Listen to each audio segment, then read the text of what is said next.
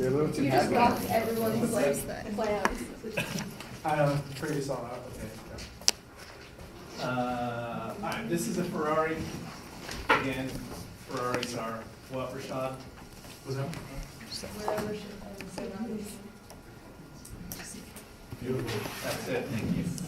It's 2015, MSRP $1.4 million, just a little under 1,000 horsepower. This just makes me happy to look at. I don't know, I just got in the habit of talking about Ferrari. Particularly to say about it. I do want to say, so we've been talking about gender, and I realize that you guys probably don't know where I'm coming from 100%, so I might as well just kind of make it clear. The family I was raised in, so my dad was kind of ahead of his time as far as how he saw gender. When he was, when my girls signed up for a basketball, my sister signed up for a basketball league when they were probably 10 or something, maybe probably 10. And they showed up and they thought, they expected there to be a girls' league and a boys' league. But when they got there wasn't any girls' team, it was only boys' teams. And my dad had taken my sisters to sign up for it, only to find out there was no girls' league, it was only boys. And so, he's brought them to this sign up, to the gym, whatever, where they signed up. And he's like, and he signed them up for it. He made them play the whole season. They had to play. They were the only two girls there, right? And the reason was, he's like, I don't want to send the message to my girls that they can't compete with boys, right? And so just based on that principle, he made them play soccer he made them play basketball against boys. And I've got 4 sisters. They're all really successful. And I say that because I want you to know where I'm coming from when we talk about gender differences, which is, I think they're important to understand, but it's also, I think, important to know that as far as like what people can accomplish in life, there are no gender differences in terms of, who can be successful and how they can be successful. So I just want to make it clear that that's where I'm coming from. Yeah. All right, so we'll talk about something called life history theory. And this is the idea that, we have a finite amount of resources or calories or energy. All animals have a finite amount of energy. And typically, it's going in one of 2 directions: somatic effort or reproductive effort.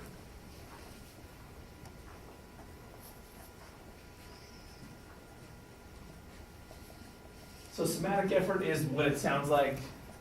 It's energy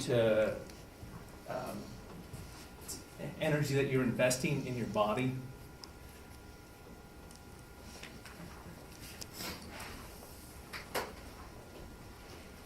We're having dinner last night, and my 8-year-old was talking about this boy that she has a crush on. And my son is 5, and he said, what does crush mean? And we tried to explain what it, and he just couldn't really understand what it meant, right?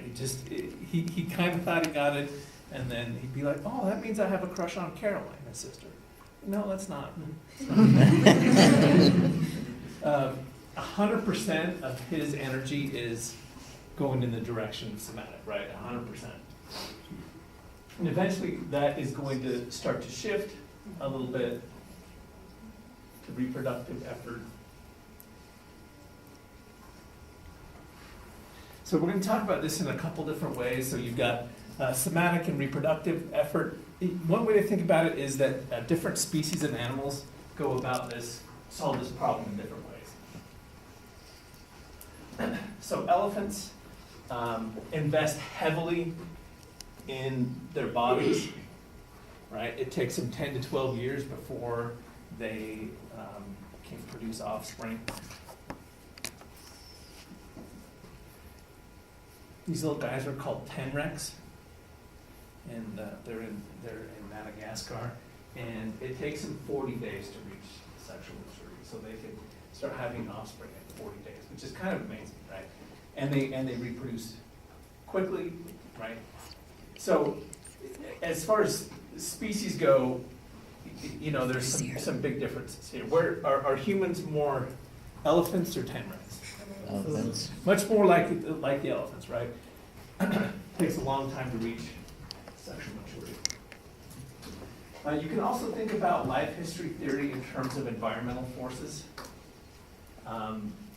Across 170 countries, mortality rates predict average age of pregnancy. What does that mean? Somebody translate that into something more sensible.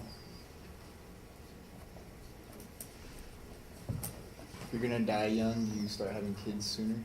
Yeah, that's really well said. Yeah, so for instance, in Nigeria, really high mortality, among the highest in the world. 50% of 18-year-olds have had a baby. So contrast this with Vietnam, one of the safer countries in the world. 3% of 18-year-olds have had a baby. Do you So- know that percentage for the US? What's that? Do you know the percentage for Don't. the US? No. Yeah, somewhere in between there. Oh, okay. So why do you think this is? They have less time to reproduce, so they have to do it now. Kids cause death. Yeah. Kids. What's that? I said kids cause death. Not quite. So, and 20% again, I think you had come on the right track there. What was the question? My question was, what was the answer that you just gave? I don't remember it.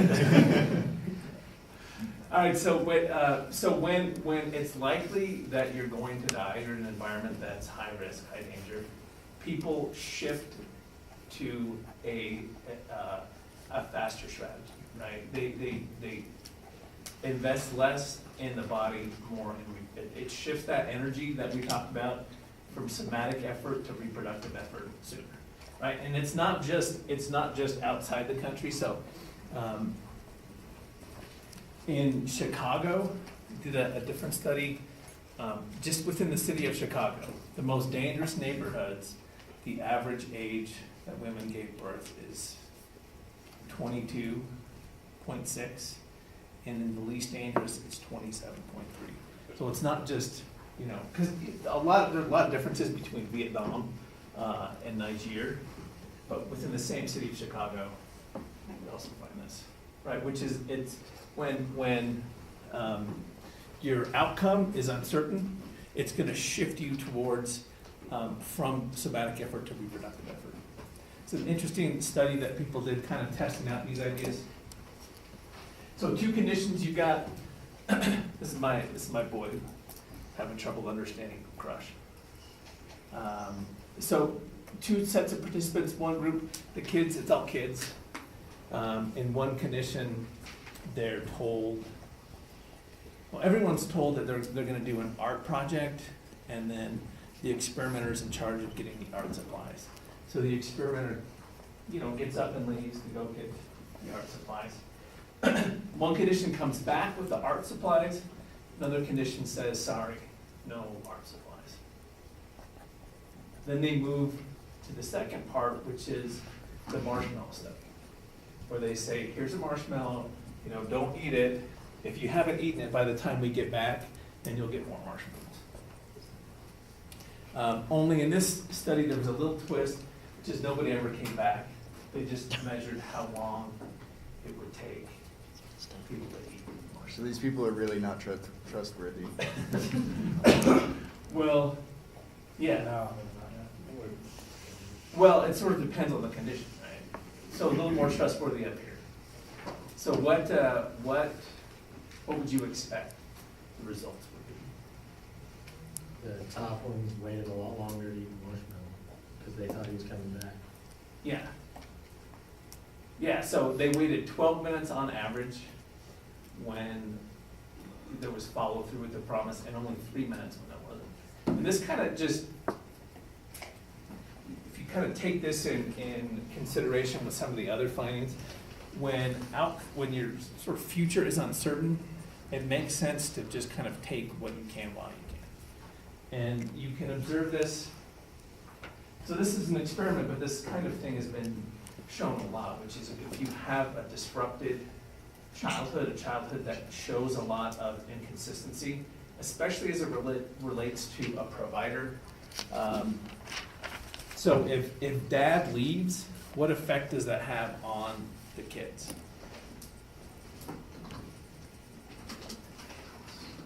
They're lacking support.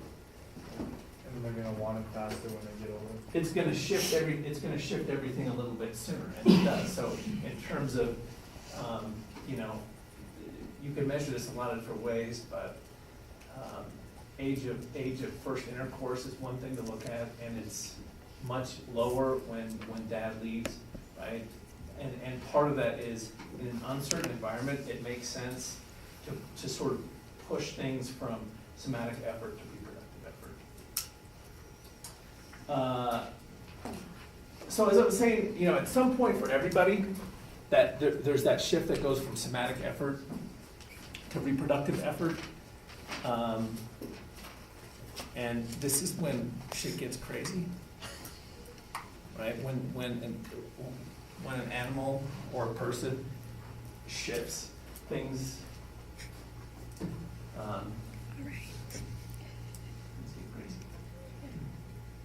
So for one thing, this is when you want to stand out, especially if you're male. You want to stand out. And so if you look at the World Series of Poker Championship, it's a $9 million prize. You know, poker's a game that takes a long time to learn, and there are a lot of experts, but the winners the last 5 years have not been outside this range, right? 21 to 23. Right? And this is when that shift has occurred, right? From somatic effort to reproductive effort. And these are people who are keen to stand out, right? To show resources, to gain resources. It's a separate study of 357 mergers and acquisitions. So they looked at corporate mergers, corporate acquisitions, and they looked in to try to understand, you know, the characteristics of when a company merges. And one of the best predictors was the youth of the CEO. Young CEOs are, right, they're in that sort of transition from somatic efforts to reproductive effort, eager to stand out, eager to gain resources. Men in their 20s are 400% more likely to murder someone than men in their 40s. Somebody explain that. Probably more quick to anger, I would assume. Quick to anger. Yeah, because when you're making the change, I would assume that there's like an emotional imbalance and you don't really know how to quite handle yourself.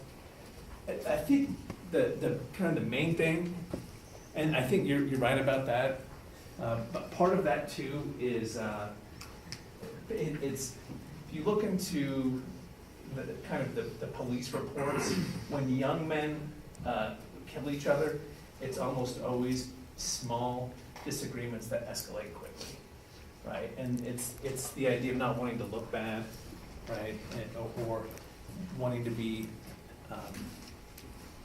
make yourself look good, not take any, not be disrespected. Couldn't you argue this though, that if you're in your 40s, you're not going to be out at 3 in the morning, and when you're in your 20s, you're more likely to be out until 3 in the morning? No, that's true too. That's true too. So I mean, there's a lot of things that go into this number for sure. But again, if you're out at 2 or 3 in the morning, that's usually an indication of that your romantic motives are activated. Almost always. Steve Jobs, what's Wozniak's first name? The Steve. Steve. Yeah, Steve Jobs, and then I don't remember this guy's name. Like, does anyone, okay, who are these guys and why do we care? Amelie? Smart guys. Young. No, not that young. At the time they were. When they got rich, they were. So these guys were the original kind of investors in Apple. You should have heard of two of them. What's that? Wayne, he's the one who got out quick. He's the one who got out quick, yeah. Yeah. So when Apple was kind of on the verge of bankruptcy, Wayne had several $100s invested in Apple stock. These guys were in their 20s. Wayne was 42. He decided to cash out, get his couple $100. But if he didn't, if he had left it in Apple, it'd be worth $2.6 billion today. What is he doing? I don't know. It's, yeah, It's like one of the worst mistakes that anyone's ever done. well. Yeah, that's a I mean, huge yeah. midlife crisis. Yeah, that's a mistake to make. Yeah. But this fits, right, with as kind of talking about, he'd been, we talk about somatic effort, reproductive effort, and then there's kin care, which is when most of your time and effort is devoted to taking care of your children. And Wayne was in the kin care phase. So we're talking about all this like making money, the poker, the CEOs and all that stuff. Wouldn't that honestly be more somatic effort though? Like they're building up their resources, they're trying to like get their life in order. Isn't that more of a somatic effort than Steve Jobs wouldn't be like building all these computers if he was just running around chasing girls trying to reproduce, Right. So kind of like, just so like, what are you like defining as the difference between the somatic and the reproductive effort? Well, let me, I'm gonna jump to a different topic, and it's gonna answer your question, I think. I Okay. gotta find the right slides for it. Weren't that far away, all right. So the thing with, so if you, and this isn't my area of expertise, but, I do a bit of reading here and there, and this, I think, is interesting, and it's gonna answer Ben's question, I think. So if you look at DNA, again, this isn't my area of expertise, but there are there's mitochondrial DNA, and I don't know which one, but one of them has markers only from the paternal side and one from the maternal side. So what that allows is for scientists to look at the difference between DNA from male ancestors and DNA from female ancestors, okay, and compare them.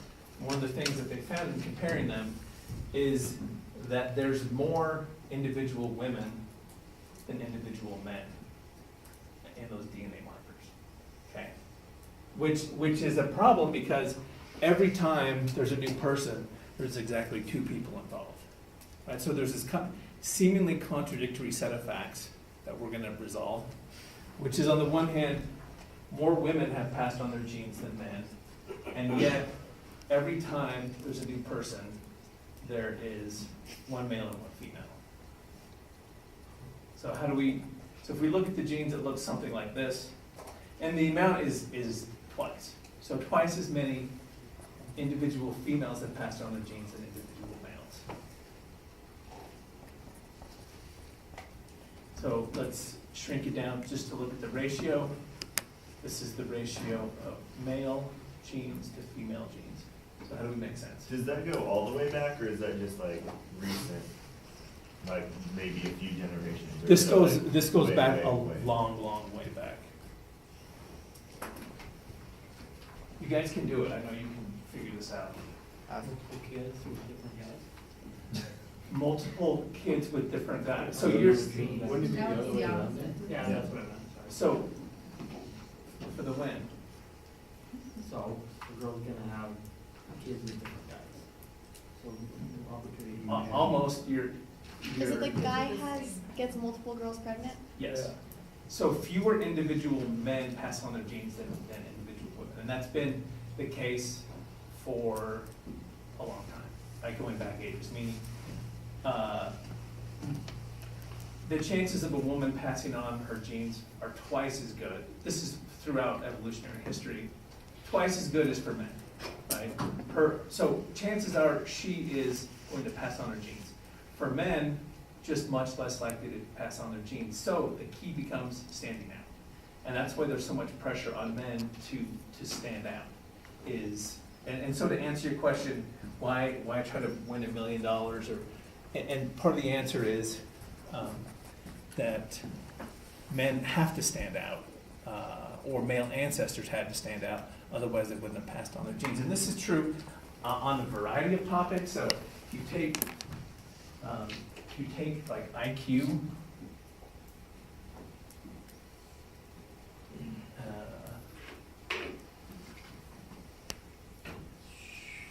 that is perfect. It's not really all that good, to be honest. So IQ, the average IQ is 100, and it's 100 for men, and it's 100 for women. Oh, this is really an awful graph. Sorry, I'm gonna try to repair this. That's a little better. So the purple one is ladies' IQ. Sorry about that. Can you see what I'm getting at? So here's super stupid. Here's super genius. So the averages are the same, but what's different? The male distribution is flatter, meaning there's more on both ends. There are more mentally handicapped men than women, right? There are more genius men than women. But the averages are the same. And part of the reason is that men have to stand out, so there's more, same with height. So men and women have different height, but the male pattern for height is, there's more variance. So women's heights are more closely kind of pushed together, men's are flatter. And part of this is men have to stand out to pass on their genes. And this is partly why all the stuff that we've been talking about, like the gender ratios. Remember those studies? How does this fit in with gender ratios? Who remembers the studies on those? So you're led to believe that you're going to be outnumbered by women or men. Oh, the ones we just talked about. Yeah. Okay. Who was sensitive to competition? Men. Right, men were super sensitive to competition, and that when the ratios were sort of skewed against them, it made them sort of change their behavior much more than it did for part of that all comes from this idea that there's a psychologist who said this is the single most underappreciated fact of human nature, and I kind of agree with this. That it's just not, people don't know it, and but it goes a long way to kind of explain why men are more likely to go bankrupt than women, more likely to start a business, more likely to be killed doing 100 different things. It's because they're trying to stand out, right? Because early human men who did try to stand out never got a chance. All right, let's talk about ladies and luxury goods. So women spend more money on luxury products than men do. On average, a woman buys 3 new handbags per year. Is anyone above that in here? Below it? Yeah. Fran, I'm glad to see that. I spend less than you.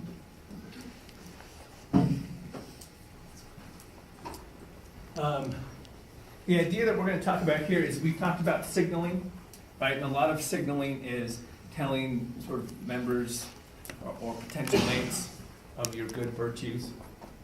Talk about the role of luxury products in signaling. And for men, men use luxury products to get attention, right? Display resources. For women, it's about signaling, but it's about signaling to other women. So here, and I hope this is in your notes, these are 2 steps to a successful relationship. Step 1 is attract a good mate.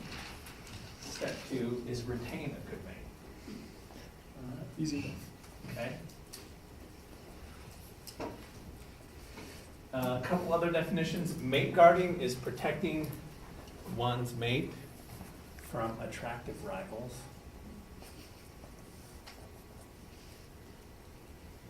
Mate poaching is exactly what it sounds like.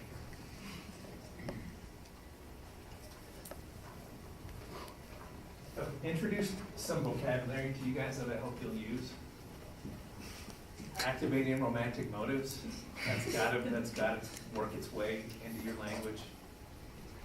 Mate poaching and mate poacher, this is a great insult. So keep that round chambered in case you need it.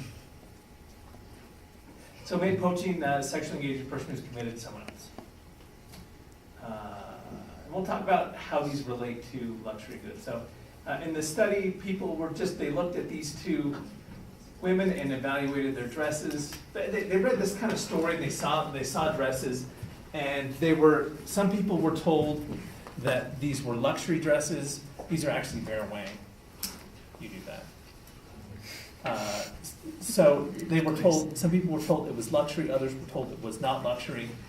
And then they were asked how committed this hypothetical relationship was and how in love this hypothetical relationship was. And as the results suggest, people assume that there's more commitment in love when there's a luxury brand there. Not saying that's right, I'm just saying this is the perception that people who saw these individuals had. So that's kind of a weak study, but it kind of opens the door to this idea that you can signal with the products you own, and in particular to other women. So again, you're kind of limited in terms of what you can do ethically in these kinds of studies. You can't actually try to take someone's spouse for the sake of an experiment, right? That would not get past the IRB. So what you do is you try to the best you can create a proxy, try to create temporarily that feeling, right? And so what they did in the study, these were all female participants, and they read a story, and in the mate guarding motive story, they were told about another woman who was flirting with their boyfriend. And the idea is to kind of temporarily make them want to be sort of on guard. Same condition women, or different condition women were told that they themselves were attracted to somebody who wasn't their boyfriend. Story about doing laundry, control condition story about lost keys. The only thing that, the one that we're interested in here is this one. This is the one, and these are just to kind of, as points of comparison, right? We want to see what effect thinking about somebody flirting with your boyfriend has on the dependent variable, which I think is pretty cool, a pretty cool variable. So what they did was, you were given the outline of a handbag, or a t-shirt, or a car, or a shoe. And what you did was you drew how large you wanted the logo to be on those products, right? So, I mean, you can do a t-shirt. Does that look like a shirt? Looks like That's pretty good. Sometimes my right shoulder gets a little higher than my left shoulder, so. So you can go like that, or you can go like that, right? That's kind of the idea for the study, is, I should probably lay off the dry erase board. But so they did that for all of these, and then they measured the logo, the average logo by country. So what would you expect the results to be? Bigger when? When they move the store a little further. So here are the averages for the size of the logo. As you can see, in the mate guarding position, so just, making them think for a second about somebody flirting with their boyfriend made them want big ass logos, right? And part of the idea there is that that's gonna send a signal that, that you're committed, right? Study 3, this one, everybody read a story where lots of women were flirting with your date, someone tried to kiss your date, and in this version of the story, you, the participant, end up alone with the woman who tried to kiss your date, right? This is the mate guarding one. Here you end up alone with your date, and here you just embarrassed. So I don't remember what, but. And then you shift to a different study, or what of course you think is a different study, and in the end of it, you're told, hey, you can win, you can enter a raffle to win $200 of these luxury brands. How much do you want to pay to enter? So the people actually, I think it was like $1 per entry, and so they measured how many raffle tickets people would buy. So when would people buy the most raffle tickets?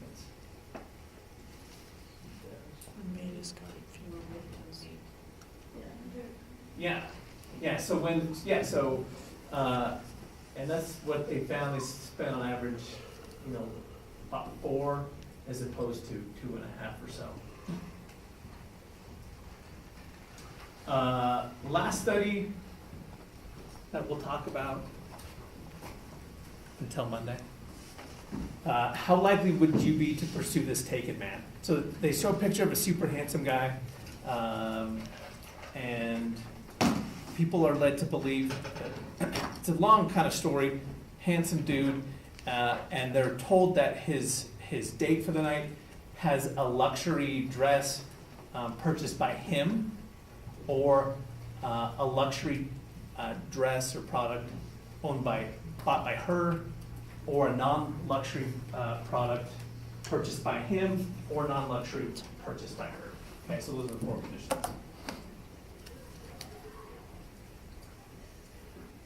They also looked at differences between women.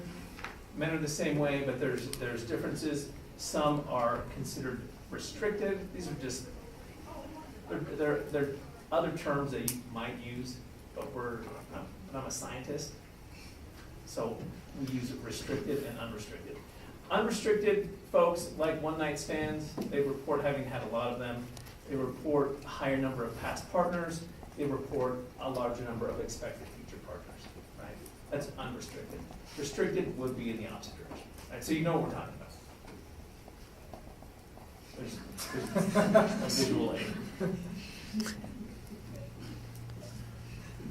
So, and then remember, the question is, how likely would you be to pursue this super handsome married fella?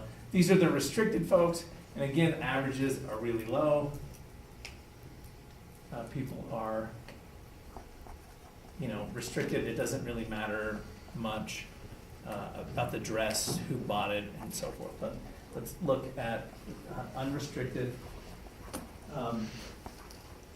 So under what circumstances is someone most, or are they highest? Show the most inclination to pursue this taken fella. She's in a luxury brand dress that she bought. Exactly. Yeah.